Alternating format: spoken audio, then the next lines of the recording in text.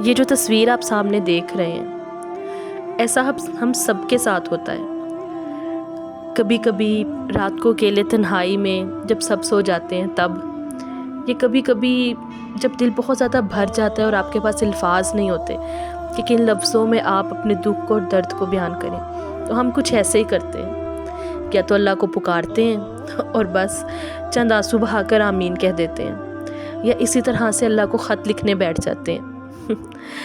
ہم لوگ ایسے ہی ایک کاغذ پر اللہ کا لفظ لکھتے ہیں اور کچھ کہہ ہی نہیں پاتے۔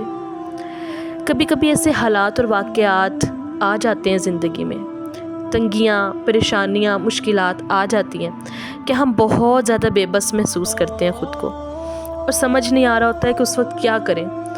آپ نماز پڑھ رہے ہوتے ہیں لیکن نماز میں دل نہیں لگ رہا ہوتا، آپ کو بہت بے چینی اور بے سکونی ہوتی ہے، ماضی کی تلخیاں باتیں یاد آ رہی ہوتی ہیں، اپنی غلطیاں یاد آ رہی ہوتی ہیں، اور بہت سی ایسی چیزیں کہ آپ کو سمجھ ہی نہیں آ رہا ہوتا کہ کہاں پر غلطی ہوئی، کہاں پر میں نے کوتاہی کر دی جو آج میرے یہ حالات ہیں۔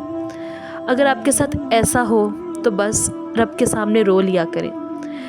وقت، مقام، جگہ کچھ دیکھنے کی ضرورت نہیں ہے، بس آسمان کی طرف دیکھیں یا نہ دیکھیں، بس دل سے رب کو پکاریں اور آنکھوں میں آنسو بھر لیں، اپنی غلطیوں اور کوتاہیوں کی معافی مانگ لیں اور اللہ تعالیٰ سے دعا کریں۔ اللہ تعالیٰ سے یہ کہیں کہ آپ اللہ تعالیٰ پر توکل اور یقین رکھتے ہیں۔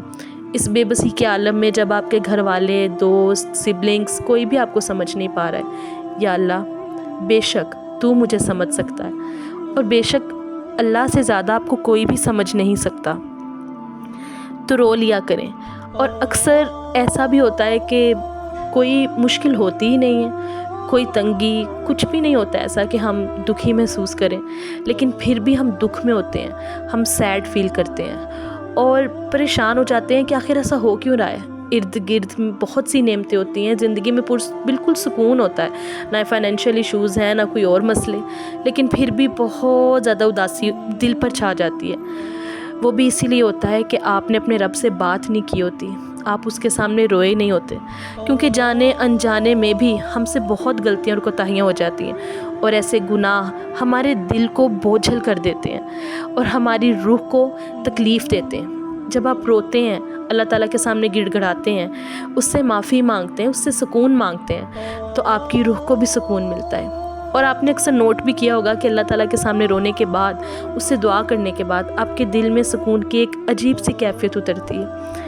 یہ وہی کیفیت ہے جو اللہ تعالیٰ آپ کے اندر اتارتے ہیں۔ تو اگر ایسا زندگی میں کبھی بھی ہو، اور یقیناً ہوگا، ہر انسان اس وقت سے گزرتا ہی ہے، تو آپ بس اللہ تعالیٰ پر توکل کریں۔ اگر کسی نے دل بھی دکھایا ہو اور آپ دکھی ہوں تب بھی بس اللہ سے اس کی شکایت کریں اور صبر کر لیں۔ یقین کریں آپ کے اندر ایک بے حد پرسکون کیفیت پیدا ہوگی۔ اللہ تعالیٰ کے سامنے رو لینے سے انسان کا دل پاک اور صاف ہو جاتا ہے۔ بے شک وہ اللہ سب جانتا ہے۔